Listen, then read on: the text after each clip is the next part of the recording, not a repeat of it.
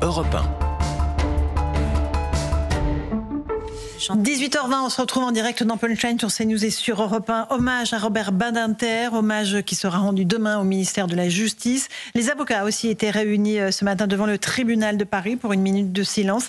La présidente de l'Assemblée nationale, Yaël Braun-Pivet, a rendu hommage à l'immense défenseur des droits qu'il était. Écoutez là. Dans tous ces combats, le souci d'une pleine justice orientait et déterminait l'action publique.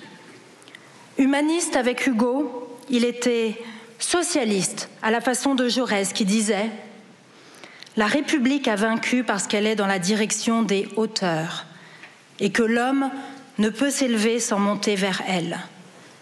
Ceux qui depuis un siècle ont mis très haut leur idéal ont été justifiés par l'histoire.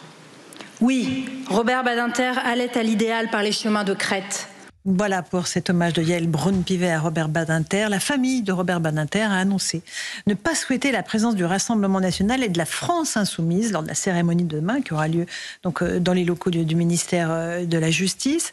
Une exigence qui est portée par sa veuve, Elisabeth Badinter.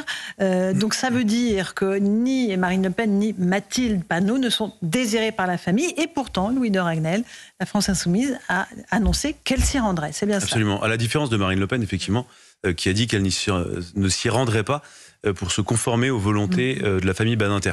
En fait, cette question, je pense que tous les Français peuvent se l'approprier, parce qu'un jour, on sera peut-être confronté à ça. Normalement, quand on perd un être cher, on a quasiment tous les droits, notamment sur une cérémonie. Et donc, des gens qui ne sont pas invités, qui s'invitent quand même, je trouve que c'est abject. C'est comme si vous vous rendiez à un enterrement, il y a marqué sans fleurs ni couronne, vous venez avec des énormes bouquets de fleurs et des couronnes, alors que les gens ont demandé surtout pas ça.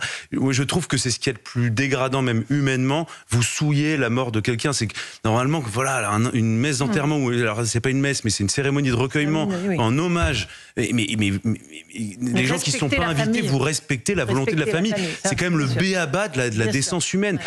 Mais en fait, on ne sait pas si... Enfin, évidemment que c'est triste, mais ça devient pathétique parce que tout ça est là pour nourrir un projet politique. Et en fait, c'est pour rester cohérent par rapport à la décision d'aller à la cérémonie du 7 octobre, alors que certaines familles d'otages, certaines familles de victimes ne souhaitaient pas la présence de la France insoumise. Alexandre Devecchio. Ouais, on peut dire que c'est des charognards en quelque sorte. C'est ce que vous expliquez plus poliment que moi, je dirais. Et ça me fait penser ce que vous dites, Louis, à Robert Badinter justement, qui pendant la cérémonie sur la rafle du Veldiv, il y avait des manifestants qui avaient essayé d'antiracisme notamment, mais qui en avaient profiter pour manifester, etc. Il avait piqué une colère, justement, et ces mots que j'ai retrouvés, c'était « Les morts vous écoutent, croyez-vous qu'ils écoutent ça ? Je ne me demande rien, aucun applaudissement, je ne demande que le silence que les morts appellent. Taisez-vous, quittez à l'instant ce lieu de recueillement, vous déshonorez la cause que vous croyez servir. » Donc je crois qu'on est exactement là-dedans. Dans le même cas de figure du Hanouzaï.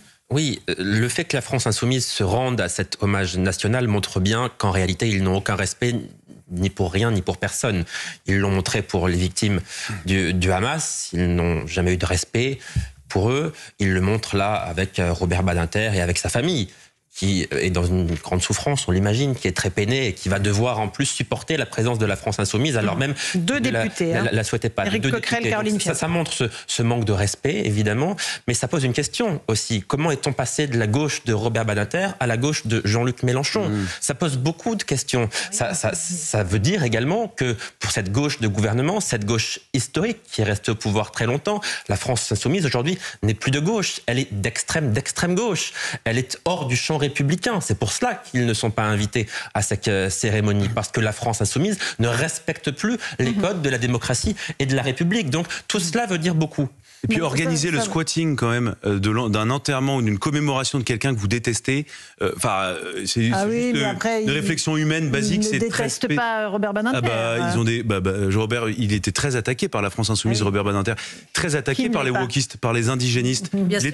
Sabrina Medjeber et ensuite Rachel Kahn. Notamment sa femme, donc évidemment que... surtout sa femme, Elisabeth Badinter, je rappelle que c'est quand même, pour nous les femmes, et y compris, peut dire toutes les femmes, Elisabeth Badinter, c'est une boussole, c'est une femme qui a eu énormément de courage pour défendre toutes les femmes, et en particulier les gamines de cité à qui on ne donne pas la parole sur la virginité et l'islamisme, et notamment cette fameuse phrase concernant le voile, où elle précisait à l'Assemblée nationale, en commission parlementaire, qu'au nom de la tolérance, on a toléré l'intolérable. Cette phrase, elle est vraiment restée gravée dans les mémoires de toutes les féministes universalistes. Donc je comprends le souhait qui soit émis de ne pas recevoir le Rassemblement national et la France insoumise. Le Rassemblement national a respecté la volonté de la famille, mais encore une fois, monsieur le néo-bolchevique Jean-Luc Mélenchon ne tolère pas, encore une fois, l'injonction à la frustration, ne tolère pas qu'on puisse lui refuser de façon égotique sa présence et la présence de son groupe politique à cet hommage. Et il est tout à fait, encore une fois, légitime que Madame Badinter, au regard des agissements de la France insoumise sur l'islamisme, sur l'antisémitisme, sur les velléités, de délinquance dans notre pays, cette déconstruction de la République qui est opérée par la France insoumise, c'est tout à fait logique et légitime que Madame Badinter n'en veuille pas. Rachel Kahn, vous comprenez la décision d'Elisabeth Badinter? Oui, éperdument, c'est une femme effectivement qui nous porte toutes, qui nous porte tous, mais qui nous porte toutes, notamment quand on prend des positions sur la liberté d'expression, sur nos droits des femmes, et notamment du véritable féminisme. Après, cette méthode, sans foi ni loi, sans aucune valeur, effectivement, l'extrême gauche ne respecte rien, ni personne, ne respecte pas les combats de Robert Badinter, ni Elisabeth. Mais je pense que le pire de tout, c'est qu'ils ne se respectent pas eux-mêmes, en fait. Bien sûr. Il n'y a pas que la France insoumise, il y a aussi le Rassemblement national. Elisabeth Badinter a souhaité que les deux partis ne soient pas présents. Marine Le Pen a dit qu'elle n'irait pas en raison de la polémique. Elle dit « je ne veux pas polémiquer ».